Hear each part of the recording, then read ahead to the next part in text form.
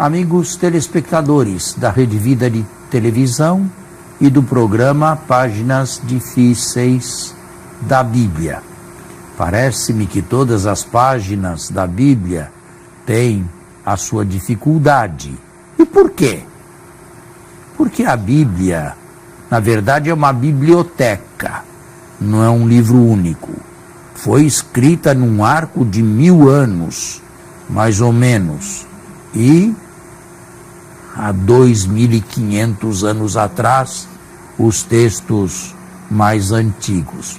Portanto, não foi escrita em português, não foi escrita na modernidade, não foi escrita no Ocidente, não foi escrita na nossa cultura.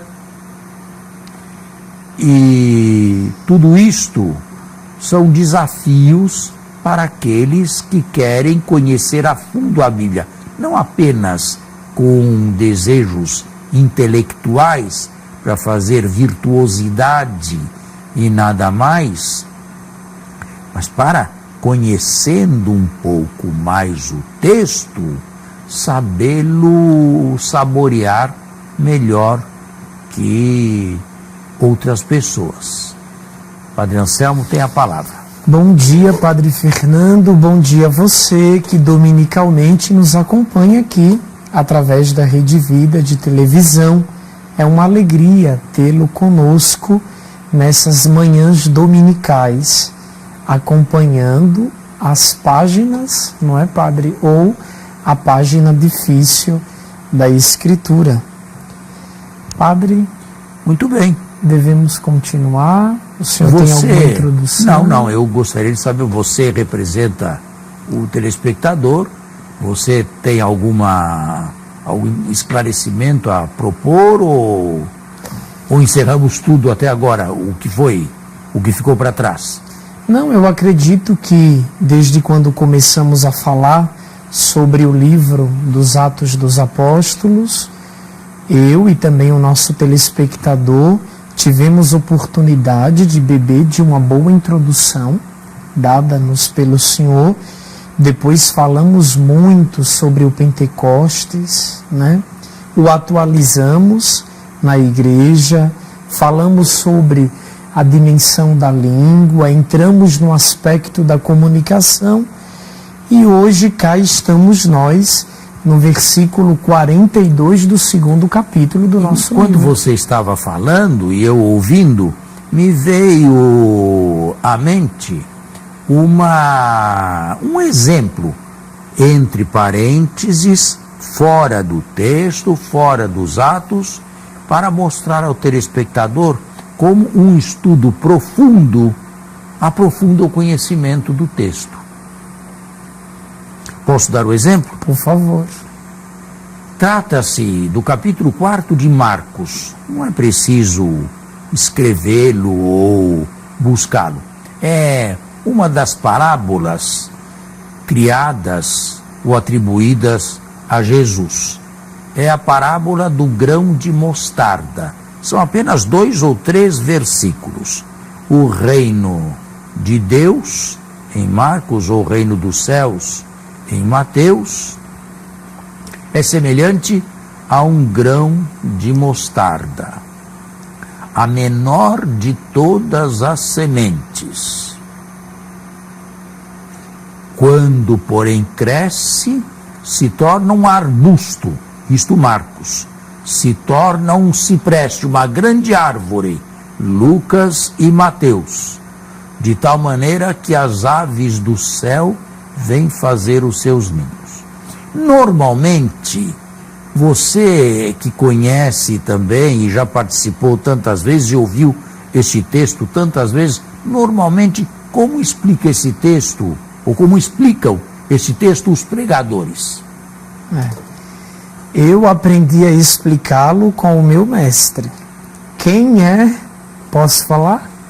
Quem é a semente de mostarda que na sua genealogia é pequeno, é simples, é desconhecido e que depois cresce e torna-se pequeno no mundo? É Jesus. Só que eu aprendi isso com o senhor. Agora, ouvindo sermões pelos 4 cantos do Brasil, aí os homiliastas encontram 1001 imagens para descrever... Você é capaz de lembrar-se de uma? É a comunidade, são os pobres, são os doentes, são os enfermos, são os políticos perseguidos. Não me peça mais exemplos que eu posso dar. Então, a gente sempre vê os pregadores, né, trazendo muito o quê de sua própria ideologia para explicar isso. E um dia, o Senhor nos falando sobre as parábolas, o Senhor nos deu essa luz. Este grão de mostarda é o Cristo de Deus, é Jesus. Bom, né?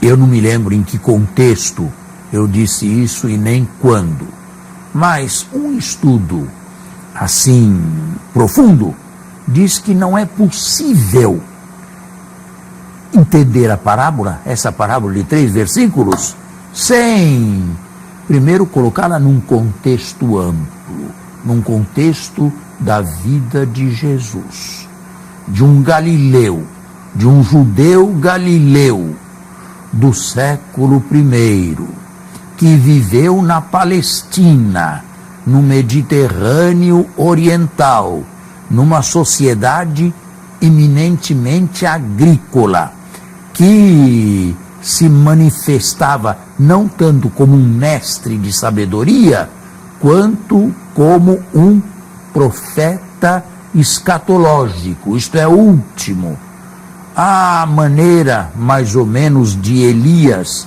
e Eliseu, só que último, sem que viesse outro qualquer depois dele. Só que os inícios de Jesus, o que foram? Foi ele e 12 pessoas, 12 judeus, que ele escolheu para serem os companheiros mais íntimos, mais chegados, com uma promessa: quando o Filho do Homem vier na sua glória, também vós vos sentareis sobre 12 tronos para julgar as 12 tribos de Israel.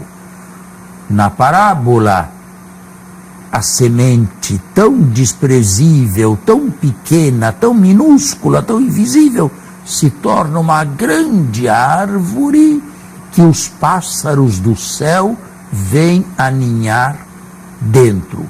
Fora da parábola, ou estimulando o pensamento, quem são esses pássaros do céu? Esses pássaros do céu são as 12 grandes tribos de Israel, reunidas. Isto talvez fosse a mente de Jesus. Os princípios são desprezíveis, mas Deus prefere usar o que é desprezível pelos homens, o que é minúsculo, o que é invisível, o que não tem muito valor, para fazer coisas maravilhosas. O contrário de nós, que buscamos o grande, o magnífico, o imenso e conseguimos resultados tão magros e tão provisórios. Isto poderia estar na mente de Jesus. Agora, e depois da Páscoa? E depois da morte de Jesus? Esta parábola deve ter mudado de sentido. Narrada depois da Páscoa. De tal maneira que as aves do céu poderiam ser comparadas aos pagãos. Eu vos digo em verdade, que muitos virão do Oriente e do Ocidente se sentar à mesa com o Deus de Abraão, de Isaque e de Jacó. Isto Jesus não fez em vida, não tinha esta visão, nunca foi ao estrangeiro, nunca pregou a não-judeus. Mas quando o cristianismo começou a ser missionário e ultrapassar as barreiras e os limites do judaísmo, então a parábola foi concebida de outra maneira. E nós, onde estamos hoje? Aí entra o pregador, que leva o texto à comunidade. E nós, onde estamos hoje? Estamos nos inícios. Os inícios se multiplicaram, mas são inícios. O que é uma comunidade paroquial dentro do Brasil? O que é uma igreja semivazia dentro do Brasil? 3 milhões são capazes aí de fazer passeatas pelas ruas, não é? E nós reunimos uma assembleia de 200, 300 nós pessoas. somos continuamos a ser multiplicados, mas continuamos a ser uma sementinha. Só que a fé nos diz que isto aqui está destinado a ter uma explosão enorme no final dos tempos. Portanto, esse crescimento não é o crescimento progressivo da igreja, mas é o crescimento final no último dia na parousia. Vamos fazer um intervalo e continuamos. De forma nenhuma, não é? Escritos naquela época, isso era uma raridade e somente pouquíssimas pessoas sabiam ler e escrever. Não é como nós hoje que temos livros à vontade aí e formamos bibliotecas imensas, se quisermos, em nossas casas. Os textos eram textos ou memorizados ou lidos num rolo, num papiro, por alguém. Mas, sobretudo, ouvido pela multidão, por aqueles que estavam presentes. Isto com relação às orações. E podemos imaginar também que algumas outras orações seriam espontâneas, a modo carismático.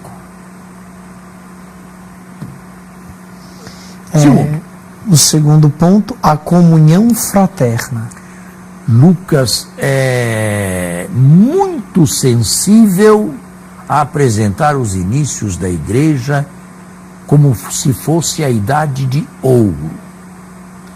Nós não estamos aqui, digamos, na história, mas estamos aqui no que Lucas imaginava ou desejava que fosse uma igreja, pintando com cores de ouro a primeira comunidade de Jerusalém. Que as coisas não fossem assim tão áureas como ele pinta, vai se ver logo em seguida, a partir do capítulo 5. Mas quando ele fala nesse termo comunhão, o que nós devemos entender como ouvintes leitores do texto? Uma comunhão já eucaristizada? Não. Uma comunhão ritualista ou uma comunhão no sentido de partilha de bens? Nem uma coisa nem outra. Uma comunhão no sentido de acolhida ou de acolhimento. Eles deviam ser todos galileus. Onde moravam? Não havia uma casa, ainda uma igreja, um convento, um mosteiro. Isso é tudo anacrônico. Eles deviam se hospedar em casas de outros, deviam repartir as refeições. Isto é a caridade fraterna, a união fraterna que entende Lucas escrevendo 50 anos depois, e sem ter estado lá, e sem ter fotografado coisa alguma. Terceiro item. A fração do pão. Esta é uma expressão mais difícil de ser traduzida. Há os que afirmam imediatamente Eucaristia. Eu seria mais cauteloso. Eu não acredito que se possa simplesmente retroprojetar no passado a riquíssima teologia que nós temos hoje a respeito da Eucaristia. Fração do pão pode significar outra coisa também. O fato, e era bem o estilo oriental, judaico, de se comer juntos, ou se dividir o pão, num sinal de fraternidade, num sinal de comunhão. Ir além disso, nesses primeiríssimos tempos, nessa primeiríssima comunidade, eu não vejo como, ou pelo menos não sei como provar.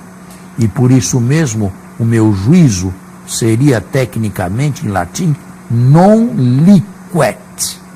Não é claro, nem num sentido, nem no outro. De repente, unir essa fração do pão à visita de Jesus no episódio dos 2 discípulos lá do fim do 3º evangelho é forçoso, padre? A famosa passagem dos discípulos de Emaús. Isso aqui aconteceu durante a vida de Jesus tantas vezes. Jesus deve ter repartido o pão, até a multiplicação dos pães, nós conhecemos. Jesus deve ter repartido o pão tantas vezes. Mas nós não podemos dizer que isso fosse já a Eucaristia celebrada. Isso é, a meu ver, anacrônico. Que ela fosse celebrada no 1º século, eu não tenho dúvida. Agora, quem a celebrava? Nós não sabemos. Com que frequência a celebrava? Nós também não sabemos. Como a celebrava, né? Como a celebrava? Certamente não era como nós celebramos hoje. Certamente era por ocasião de um banquete ou de uma ceia de fraternidade, unindo as duas coisas, a fraternidade com a Eucaristia. Aliás, a Eucaristia foi instituída numa ceia, né? Portanto, continuavam a prática de Jesus. Mas é difícil estabelecer. Outro ponto. E as orações? Pô, já falamos das orações, né? Lá no primeiro tópico, mas aí teve um outro ponto que Acho que não falamos do primeiro item. Mostravam-se assíduos ao ensinamento dos apóstolos. Mas nos estão dizendo que precisamos encerrar o tempo hoje. Portanto, esta questão fica para o próximo domingo, se Deus quiser. Até lá e tenham todos uma ótima semana. A você e a sua família que sempre nos acompanha aqui no programa Páginas Difíceis da Vida. Um bom domingo, fique na paz do Senhor.